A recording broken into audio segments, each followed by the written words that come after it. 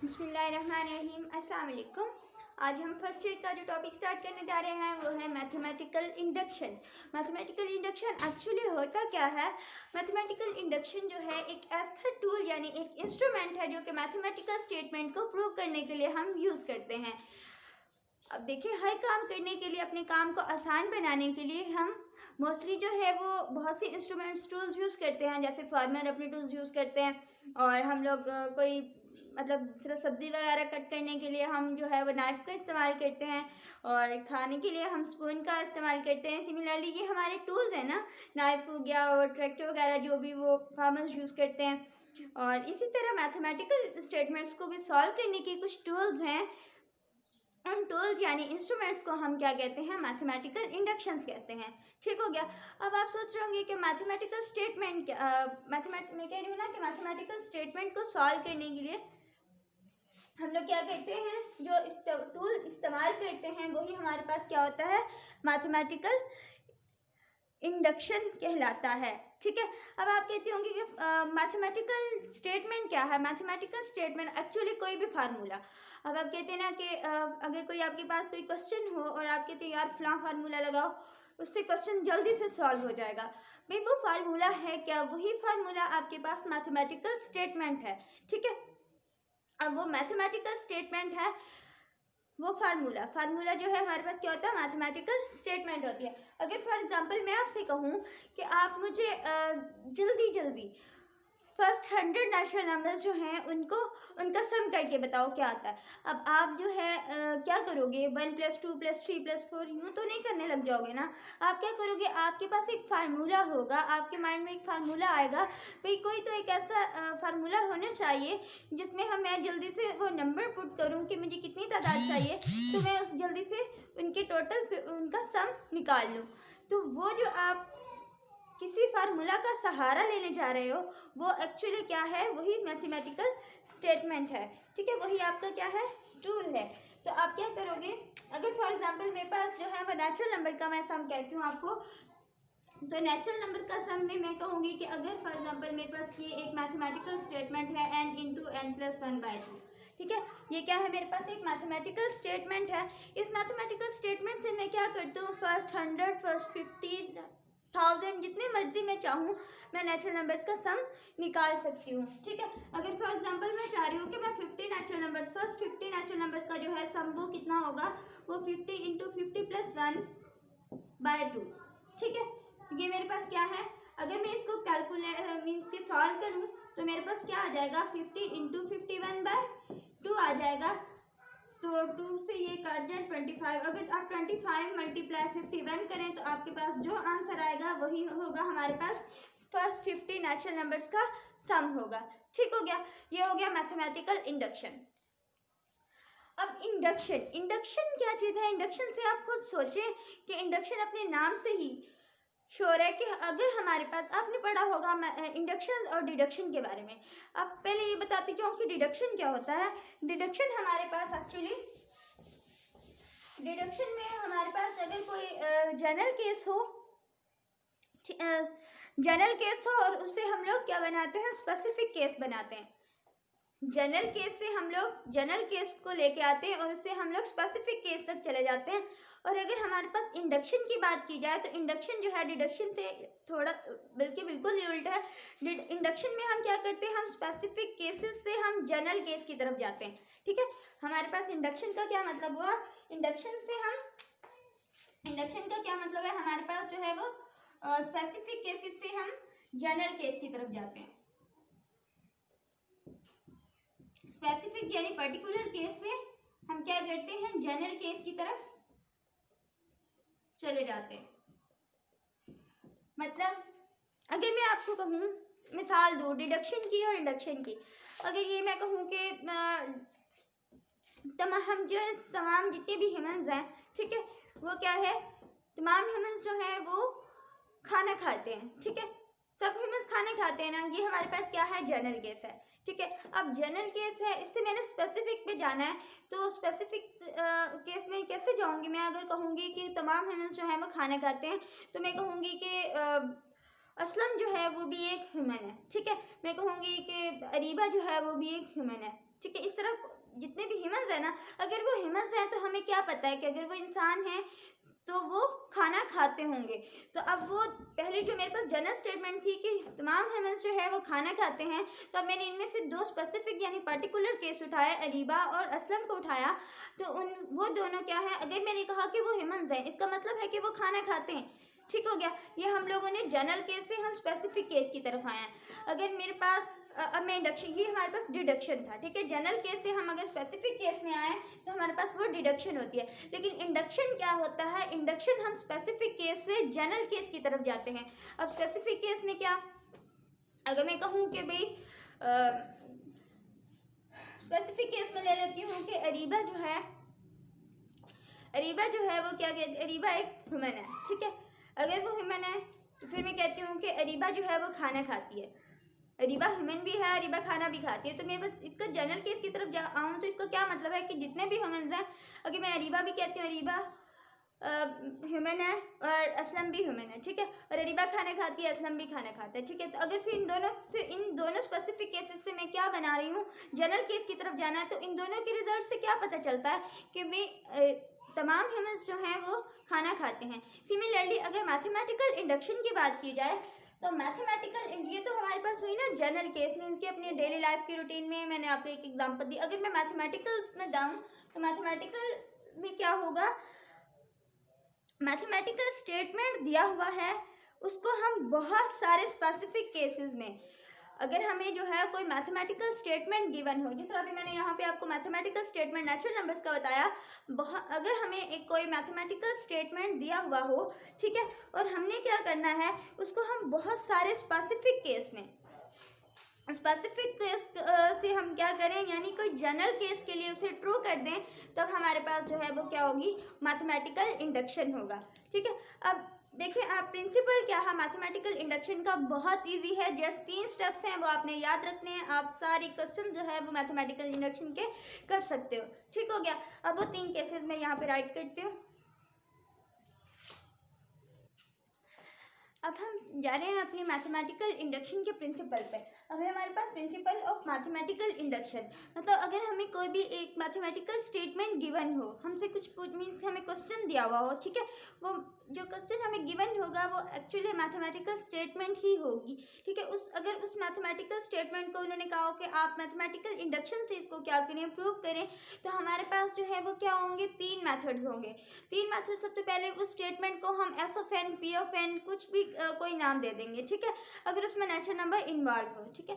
अब वो कह रहे हैं कि mathematical induction for S N, मतलब ये मैथमेटिकल जो स्टेटमेंट है उसके लिए उसने एस एन यूज़ किया, इन्वॉल्विंग नेचुरल नंबर एन, यहाँ पे नेचुरल नंबर एन इन्वॉल्व हो।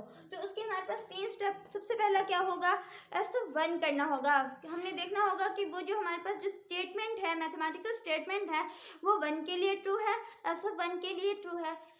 उसको ट्रू प्रूव करने के लिए हम लोग जो है फिर उसको किस टर्म के लिए प्रूव करेंगे, कोई से रैंडम किस टर्म के लिए प्रूव कर लेंगे।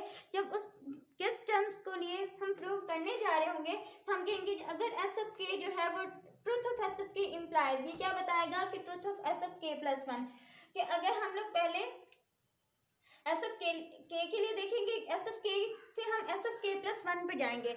जब एस ऑफ के प्लस 1 हमारा प्रूव हो जाएगा तब हमें पता चल जाएगा कि हमारा जो है एस ऑफ के भी ट्रू है, ठीक है। इसके लिए भी हमने जो वैल्यू पुट की है या फिर जो आंसर निकाला है, इसके लिए भी हमारे पास लेफ्ट हैंड साइड और राइट हैंड साइड इक्वल आ गई हैं। इसकी मैं अगर आप लोगों को एक आसान एग्जांपल दूं तो ये होगा, आपने अपने कबर्ड में, ठीक है, कबर्ड में क्या किया हुआ है, अपनी यूं बुक्स रखी हुई हैं, ठीक है, बुक्स को यूं रखा हुआ है, यानी जो अगर फॉर एग्जांपल लाइब्रेरी में आपने शेल्फ देखी होंगी, ठीक है, शेल्फ में आप कैसे बुक्स पड़ी हुई होती हैं, बिल्कुल तरतीब से यूं बुक्स पड़ी होती हैं। आप क्या करते हो, उसमें एक बुक को, बल्कि सारी बुक्स जो हैं वो यूं आपस में जुड़ी पड़ी होती हैं, यूं, ठीक है, यूं पड़ी हुई होती हैं सारी बुक्स, ठीक है। और अब आप क्या करते हो, उनमें से किसी एक को यूं फ्लिप कर देते हो, ठीक है, एक को धक्का दे देते हो। तो अगर आप एक को धक्का दोगे, ये एक गिर जाएगी, दूसरी गिरेगी, फिर तीसरी गिरेगी, चौथी गिरेगी, पांचवी गिरेगी। सबसे पहले क्या होगा, आपने जो धक्का दिया है, आपके फ्लिप करने से पहली बुक गिर जाएगी, पहली जो है वो दूसरी को धक्का देगी, दूसरी गिर जाएगी, तीसरी गिर जाएगी, चौथी गिर जाएगी। इस तरह जो है अगर आप ये देखो कि आपने अगर जो पहले वाली को धक्का दिया है, आपने इसको इंश्योर करना है कि क्या हमारे धक्का देने से, फ्लिक करने से पहली जो है वो गिर गई है या नहीं। अगर पहली गिर गई है इसका क्या मतलब है, ज़रूर अगर पहली गिरी है तो उसने बाकियों को भी गिराया होगा, ठीक है। आपने फिर जब बाकियों पे जाना है तो कोई भी रैंडमली कोई एक और बुक देखनी है कि वो गिरी है काफ़ी तादाद के बाद। फॉर एग्जांपल आपके पास जो है यूँ बुक्स पड़ी हुई हैं, यूँ, ठीक है, आपके पास जो है यूँ बुक्स पड़ी हुई हैं। आपने क्या किया, इसको जो है फ्लिक किया, इसको धक्का दिया, ये गिरी, फिर ये गिरी, ये गिरी, ये गिरी। उसके बाद जो है आगे काफ़ी ज़्यादा बुक्स पड़ी हुई थी, ठीक है। काफ़ी ज़्यादा बुक्स पड़ी होने के बाद जो है आपने क्या किया, आपने कोई भी एक रैंडमली यहाँ पे जो पड़ी हुई बुक थी आपने उसको देखा। जब आपने उसको देखा कि ये गिरी हुई है या नहीं, इसके गिरने से आपने इसको किस टर्म मान लेना है, ठीक है। आपने इसको क्या मान लिया, इसको आपने फर्स्ट टर्म माना, इसको क्या माना, आपने फर्स्ट टर्म माना, और इसको आपने जो रैंडमली कोई एक और बुक देखी थी कि वो गिरी हुई है या नहीं, इसको आपने केस टर्म मान लिया। जब आपने इसको केस टर्म मान लिया, फिर अगर जाहिर सी बात है ये आपकी केस टर्म वाली बुक गिरी हुई है तो इससे जो नेक्स्ट बुक होगी वो भी गिरी हुई होगी। तो इसका क्या मतलब है, आपने k+1 की तरफ फिर ध्यान देना। k+1 अगर आपने k को छोड़ के k+1 की तरफ देखना है, k+1 को प्रूव करें कि अगर k+1 गिरी हुई है बुक तो इसका क्या मतलब है, k भी मस्ट गिरी हुई होगी, ठीक है। और k+1 से पीछे जितनी भी बुक्स होंगी वो 1 से लेकर k+1 तक सारी की सारी गिरी हुई हैं, ठीक हो गया। तो ये एग्जांपल इसको यूज़ करते हुए, इसको माइंड में रखते हुए अगर हम लोग अपना ये मैथमेटिकल इंडक्शन का प्रिंसिपल अप्लाई करें तो ये भी यही कहता है कि हम लोगों ने, अगर हमारे पास कोई मैथमेटिकल स्टेटमेंट है उसमें हम लोगों ने सबसे पहले फर्स्ट टर्म के लिए, ठीक है, उसकी फर्स्ट टर्म के लिए नेचुरल नंबर n=1 के लिए हम ये प्रूव करेंगे कि वो ट्रू है या नहीं। अगर वो ट्रू है तो ठीक। दूसरे केस पे जाते हैं। दूसरे केस में हम लोग एस ऑफ के के लिए, के जो है कोई भी रैंडम है, ठीक है, कोई भी एक रैंडम सी वैल्यू है, उसको हम लोगों ने अगर जिस तरह यहाँ पे बुक्स की एग्जांपल ली थी उसमें से हमने कोई एक बुक रैंडम देखी थी, उस बुक रैंडम वाली जो बुक है उसको हमने के का नाम दिया था। तो सिमिलरली हम मैथमेटिकल इंडक्शन यूज़ करते हैं, जब हम लोग मैथमेटिकल स्टेटमेंट को मैथमेटिकल इंडक्शन से सॉल्व कर रहे होंगे तो उसमें जो एस ऑफ के है कोई भी एक रैंडम वैल्यू से हम उस स्टेटमेंट को चेक करेंगे कि वो होल्ड हो रही है या नहीं।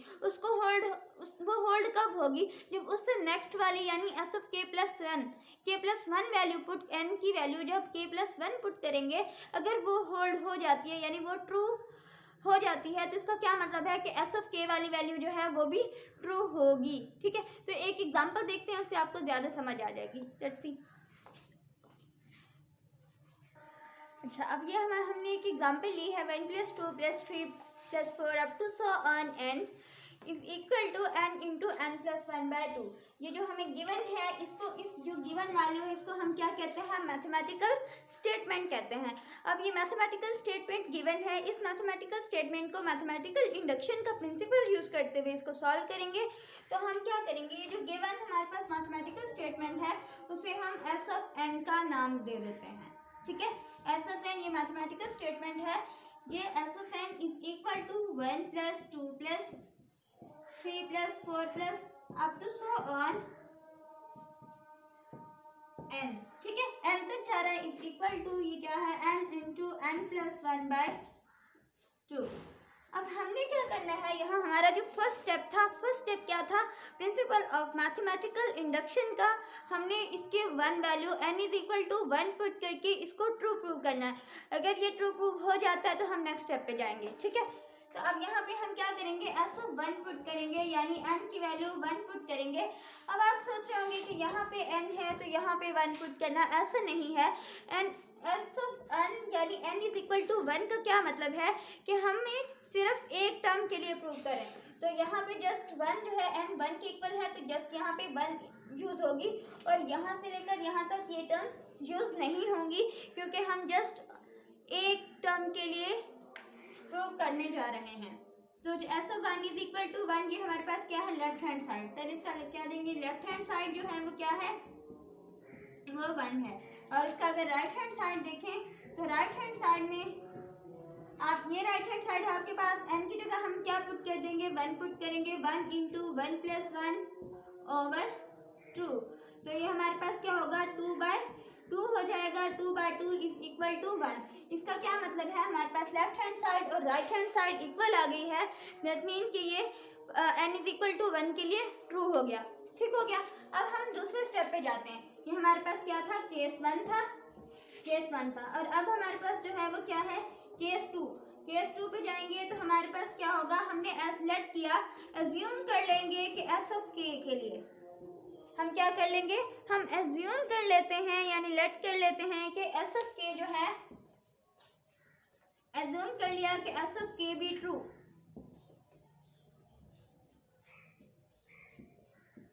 जिस तरह मैंने अभी आपको शेल्फ में पड़ी बुक्स की एग्जांपल दी थी, उसमें मैंने क्या कहा था कि हमने लेट किया कि एक कोई भी किस टर्म रैंडमली बुक देखी थी, अगर वो गिरी हुई होगी तो इसका क्या मतलब है, उससे नेक्स्ट बुक को देखेंगे, अगर वो गिरी हुई है तो इसका क्या मतलब है, k+1 के लिए हम प्रूव कर लेंगे।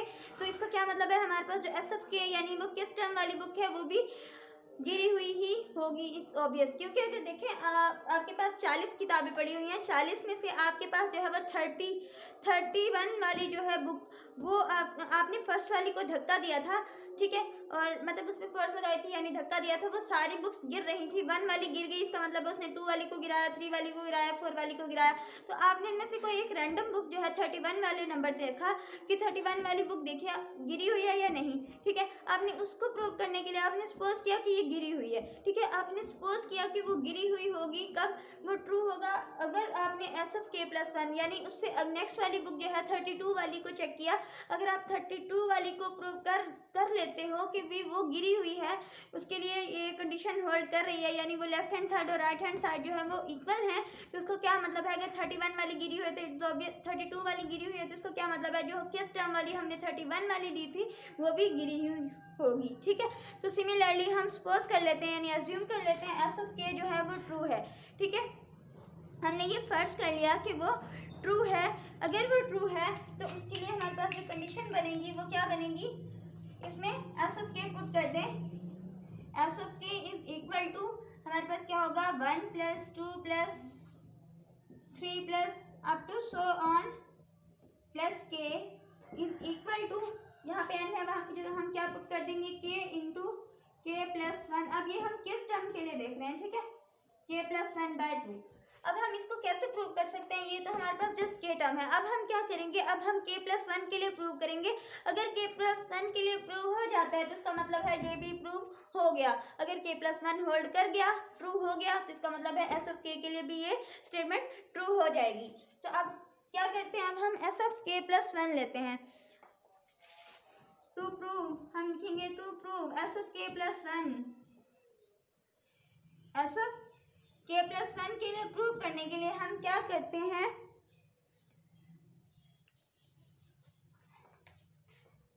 इसके लिए k+1 करेंगे तो क्या होगा, हम इसके लिए, ठीक है, यहाँ पे जहाँ भी k है, k की नेक्स्ट वाली टर्म हमारे पास k+1 होगी ना, तो हमारे पास जो लेफ्ट हैंड साइड बनती है वो क्या बनेगी, आप देखें 1 + 2 + 3 + अप टू सो ऑन। यहाँ पे k के बाद अब जाहिर सी बात है, अगर मैं कहूँ कि 10 आपके पास जो है ऐसे नंबर्स हैं 1 से लेकर 12 तक, ठीक है। अगर मैं कहती हूँ कि पहले जो इस 12 को मैं क्या नाम दे देती हूँ, बल्कि यहाँ पे आपके पास डिजिट 10 है, ठीक है, मैं कहती हूँ कि 1 से 10 तक जो है मैं उसको k का नाम दे देती हूँ, ठीक है। अब k+2 करूँगी तो इसका क्या मतलब है कि k के बाद जो 2 टर्म्स हो रहे हैं ना, मतलब k के बाद एक टर्म 11 और फिर उसके बाद दूसरी 12 होगी, राइट। सिमिलरली अगर हम k+1 कर रहे हैं तो ये k टर्म्स तो वैसे आएंगी, k के बाद एक और ऐड होगी, तो वो क्या होगा, k+1, ठीक है, इज इक्वल टू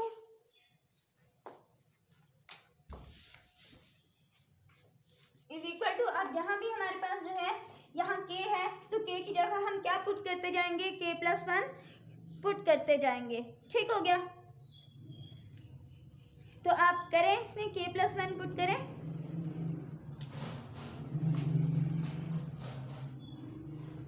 k की जगह हम क्या पुट करेंगे, k+1 into k+1 over 2 is equal to, अब देखें 1 से लेकर k तक, 1 से लेकर k तक हमारे पास जो वैल्यू थी वो हमारे पास क्या थी, k इंटू के प्लस 1/2 क्या थी। अब हमने ये चीज प्रूव करनी है कि 1 plus 2 plus 3 plus K up to so on k plus 1 is equal to इसके बराबर है। ये क्या बनेगा, total k plus 1 into K plus 2 K plus 1 into K plus 2/2 बन जाएगा। ठीक हो गया। अब इसको प्रूव करने के लिए हम क्या करेंगे, इसके लिए इसको यूज करेंगे। ठीक है, इसको इक्वेशन नंबर 1 का नाम दे दें, 2 का नाम दे दें, जो मर्जी नाम दे दें, इसको 2 ही दे देते हैं, इसको 1 क्या नाम था। ठीक है, अब इसको 2 का नाम दे दिया, 2 को यूज करें। अब 1 से लेकर k तक आपके पास की ये इसके बराबर है, 1 से लेकर k तक वैल्यू जो है वो किसके बराबर है, k इंटू के प्लस 1 के बराबर है। हम करेंगे k plus 1 k into K plus 1/2। अब साथ ही क्या है, प्लस k प्लस 1। ठीक हो गया। अब हमने क्या करना है, अब हमने इनको सिंप्लीफाई करना है। सिंप्लीफाई करेंगे जस्ट लेफ्ट हैंड साइड को, क्योंकि राइट हैंड साइड हमारे पास ये है। अगर हमारे left hand side right hand side के बराबर आ गई, k प्लस 1 के लिए ये होल्ड हो गया, तो इसका मतलब है कि जो हमने अज्यूम किया था एस ऑफ k के लिए वो भी ट्रू हो जाएगा, क्योंकि हम एस ऑफ k की वैल्यू यहाँ पे पुट कर रहे हैं। ठीक हो गया। हम क्या करेंगे, अब इसको सिंप्लीफाई करते हैं। यहाँ पे 2 और k into K plus 1 plus 2k plus 2 हो जाएगा। ठीक है, 2k प्लस 2 हो जाएगा। अब मैं इसको नेक्स्ट यहाँ पे कर लेती हूँ। इसको सिंप्लीफाई करेंगे तो हमारे पास क्या बनेगा, k का स्क्वायर प्लस k का square plus k plus 2k plus 2, 2k plus 2/2। ठीक हो गया।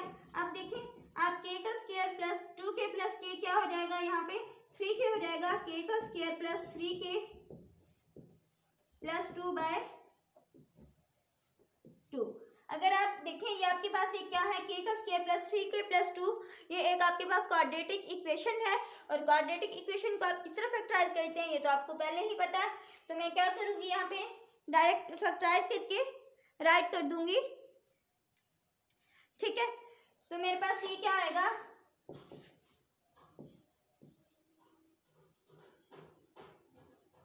यानी अगर हम लोग इसको ही रहने देते, इस फॉर्म में रहने देते, तो भी हम लोग अगर हम इसको फैक्टराइज करें तो हमारे पास फिर से ये ऊपर वाला आ जाएगा। हम क्या करते हैं, इसी में से वो कॉमन ले लेते हैं और हमारा आंसर आ जाता है। अब हम करेंगे k कॉमन ले लिया इसमें से, यहाँ आता है k प्लस 1 प्लस 2 कॉमन, यहाँ पे k प्लस 1/2 आ गया। इसका क्या मतलब है, k plus 1 common, k plus 1 into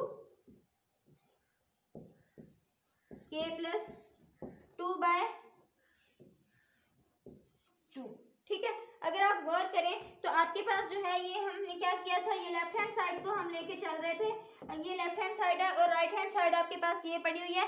तो अगर गौर करें तो ये k plus 1 into K plus 2/2 है और ये भी k plus 1 into K plus 2/2 है। तो हमारे पास जो लेफ्ट हैंड साइड और राइट हैंड साइड क्या है, वो इक्वल है। इसका क्या मतलब हुआ कि हमने एस ऑफ k प्लस 1 के लिए इसको प्रूव करना किया है। और जब भी हमारे पास जो है लेफ्ट हैंड साइड और राइट हैंड साइड इक्वल आ गई, तब हमने कह दिया कि ये हमारे पास एस ऑफ k जो है वो भी ट्रू होगा। इसको लेट करके इसको प्रूव किया, जब ये प्रूव हो गया तो हमने कह दिया कि एस ऑफ k जो है वो भी ट्रू है। ठीक हो गया। तो ये था हमारे पास एक एग्जाम्पल मैथमेटिकल इंडक्शन का प्रिंसिपल यूज करके सॉल्व करने के लिए। तो एक और एग्जांपल भी लेते हैं, लेकिन आप लोगों को एक बात बताती जाऊँ कि अगर हमारे पास जो हम लोग फर्स्ट बेसिक स्टेप करते हैं ना एस ऑफ 1 वाला, तो हमारे पास हमेशा ये 1 के लिए ही नहीं होता। ऐसा 1 का मतलब है कि हम पहली टर्म देख रहे हैं, ठीक है। ऐसा 1 का क्या मतलब है, हम पहली टर्म को देख रहे हैं। समटाइम्स हमें कंडीशन गिवन होती है। कंडीशन कैसी गिवन होती है, हमें कहा जाता है कि n ग्रेटर इक्वल हो 2 के, यानी n ग्रेटर इक्वल हो 4 के। तो इसका क्या मतलब है, जो हमें पहला जो नंबर है, पहला स्टेप है, उसमें ऐसा 1 की जगह हमें क्या रखना पड़ता है, n को 2 से स्टार्ट करना पड़ता है, n को 4 से स्टार्ट करना पड़ता है। अगर वो जिस तरह की कंडीशन हमें गिवन हो, उस हिसाब से हमने n को चूज करना होता है बेसिक स्टेप में, यानी फर्स्ट स्टेप में। ठीक हो गया।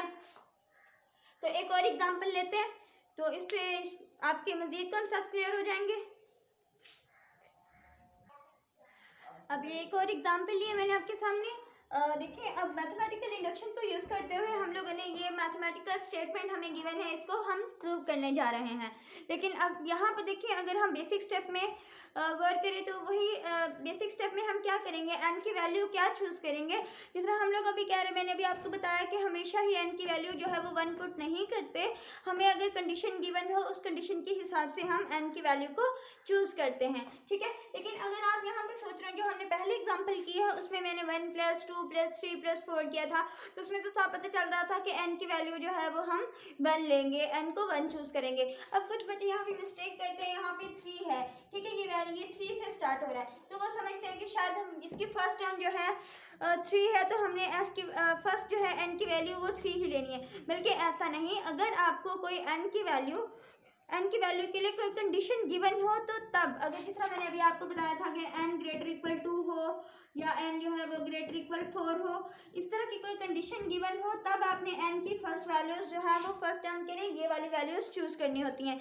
लेकिन अगर कंडीशन ऐसे गिवन ना हो तो फिर हमें कोई ज़रूरत नहीं है, फिर हम उसकी फर्स्ट टर्म के लिए ही यूज़ करते हैं। यहाँ पे जो n की वैल्यूज दी होती है ना, 2 और 4 समथिंग जो भी दी हुई हो, तो इसका भी मतलब यही है कि जो इसकी फर्स्ट टर्म है वो 2 से स्टार्ट है, ठीक है, और इसकी फर्स्ट टर्म 4 से स्टार्ट है। सिमिलरली अब यहाँ पे कोई कंडीशन नहीं गिवन, लेकिन यहाँ पे इसकी जो फर्स्ट टर्म है वो 3 से स्टार्ट है, तो इसका ये हरगिज मतलब नहीं कि हमारे पास जो ये आंसर है वो क्या होगा, वो हम n की वैल्यू 3 लेंगे।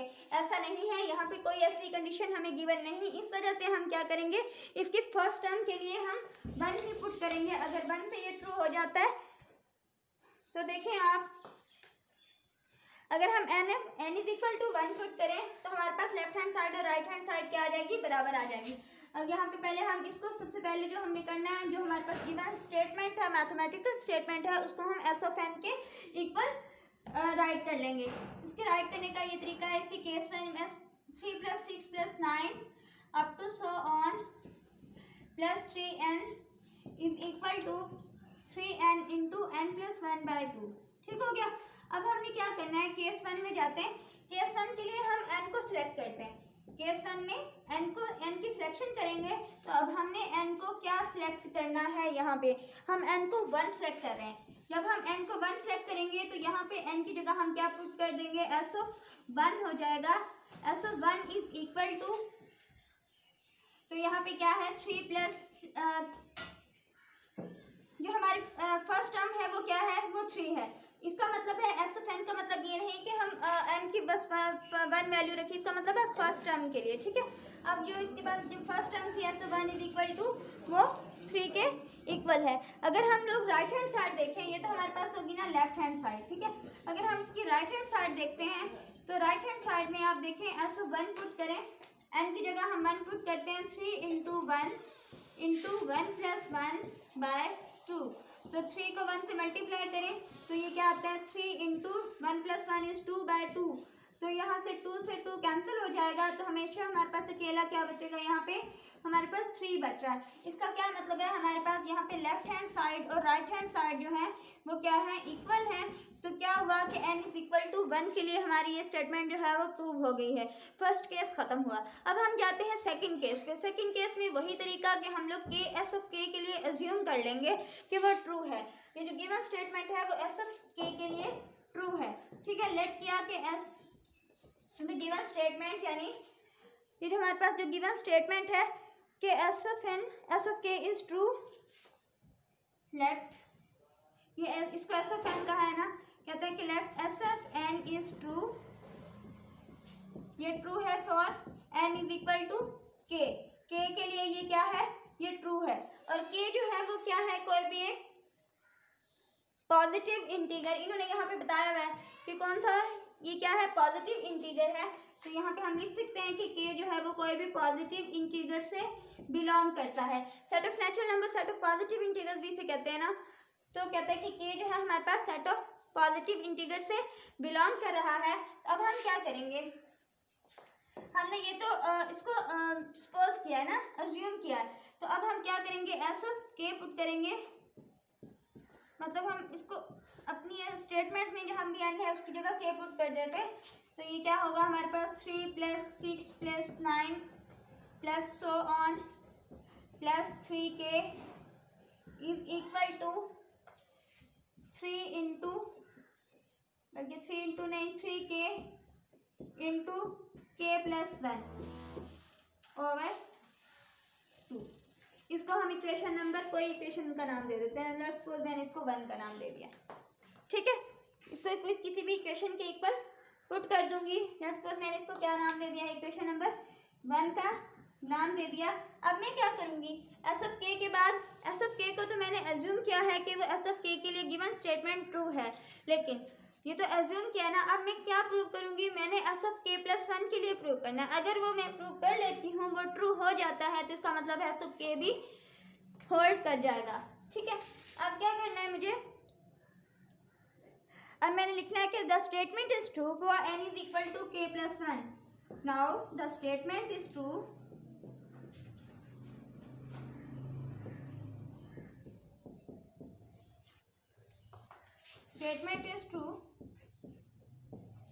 for n is equal to k + 1। अब k + 1 के लिए देखते हैं कि वो ट्रू है या नहीं।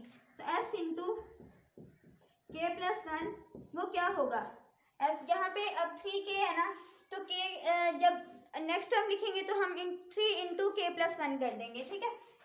लेकिन ये 3k के बाद अब ये नहीं, कुछ बच्चे ऐसे करते हैं, यहाँ पे k, यहाँ पे इनको k नजर आ रहा है तो यहीं पे k + 1 पुट कर देंगे, यूँ भी ठीक है। लेकिन आपको ये याद रहे कि इससे पिछली टर्म जो है वो 3k ही होगी, ठीक है। ये क्या होगा, 3 + 6 + 9 + so on + 3k। अच्छा है कि ये साथ ही लिख ली जाए ताकि मिस्टेक से बचा जा सके। 3 into k + 1 is equal to, अब यहाँ भी k है, वहाँ पे हम क्या रिप्लेस कर देंगे, k + 1 इंटू k + 1 + 1 ओवर 2, ठीक हो गया। अब इसको सिंप्लीफाई करते हैं लेफ्ट हैंड साइड को। तो राइट हैंड साइड जो है, अगर इसको पहले से मैं यहाँ इनको राइट कर दूँ, 3 into k + 1 into k + 1 + 1 is k + 2/2, ठीक है। ये हमारे पास क्या खड़ी है, राइट हैंड साइड खड़ी है। अब हम लेफ्ट हैंड साइड को प्रूव करते हैं और देखते हैं क्या वो हमारी राइट हैंड साइड के बराबर आ जाता है या नहीं, ठीक है। अब लेफ्ट हैंड साइड को प्रूव करने के लिए मैं क्या करूंगी, मेरे पास यहाँ पे अगर आप 3k तक वैल्यू देखें, 3 + 6 + 9 up to so on 3k, तो वो किसके इक्वल है, अगर मैं 1 को यूज करूं तो वो इसके इक्वल है। तो मैं इसकी जगह ये वाली वैल्यू पुट कर सकती हूँ। यहाँ पे मैं क्या राइट कर दूंगी, 3k इंटू k + 1/2, ठीक है। प्लस साथ ये वाली टर्म ऐसे एज इट इज आ जाएगी, 3 इंटू k + 1।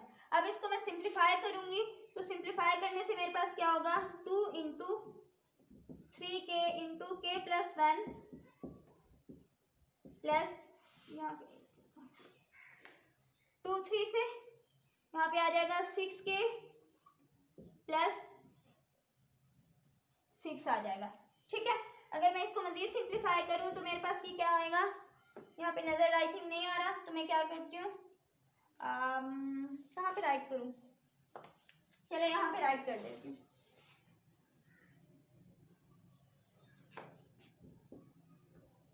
तो यहाँ पे नजर आएगा। अच्छा, अब यहाँ पे देखिए, इसको सिंप्लीफाई करें तो आपके पास क्या आएगा, 3k का स्क्वायर प्लस 3k का स्क्वायर प्लस 3k, और यहाँ पे आएगा +6k + 6 +6k + 6/2 2। ठीक हो गया। अगर आप इसको 3k प्लस 6k करें तो क्या आता है आपके पास 3 इंटू के का square plus 9k plus 6 bye 2। ठीक हो गया।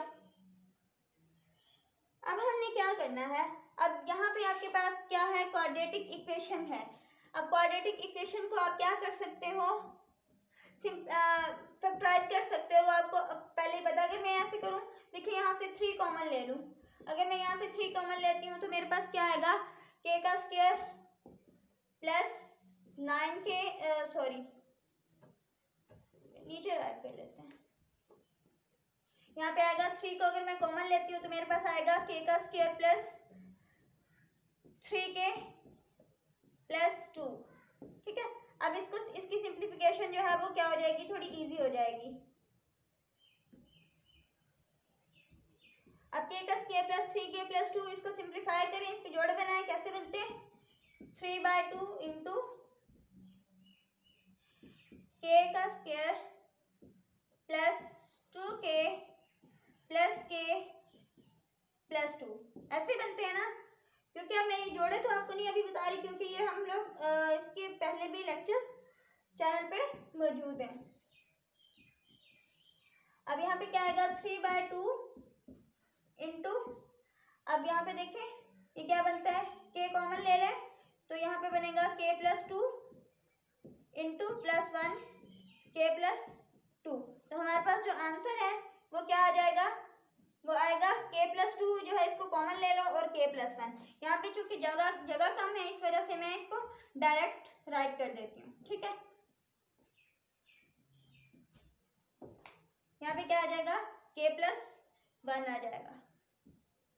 अब 3/2 into K plus 2 into K plus 1 आ गया। तो ये मेरे पास ये है, ये लेफ्ट हैंड साइड थी, और ये राइट हैंड साइड है वो हम पहले ये निकाल चुके थे, ये वाली। ठीक है। ये क्या थी मेरे पास, ये राइट हैंड साइड। तो अब देखिए, अगर गौर करें तो लेफ्ट हैंड साइड और राइट हैंड साइड जो है वो इक्वल हो गए हैं। इसका क्या मतलब है कि ये ट्रू हो गया है for k plus s into K plus 1 के लिए भी।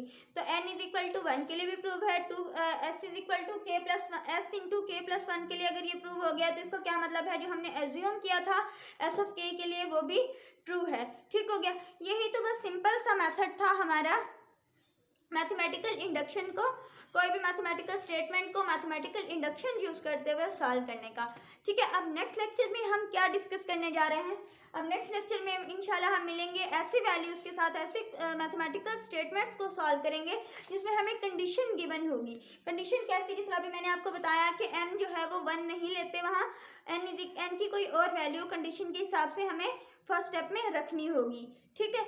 इंशाल्लाह अब नेक्स्ट लेक्चर में हम वो डिस्कस करेंगे। उसके साथ साथ हम जो आपकी एक्सरसाइज में कुछ क्वेश्चन हैं डिविजिबल वाले, हम उसको भी डिस्कस करेंगे।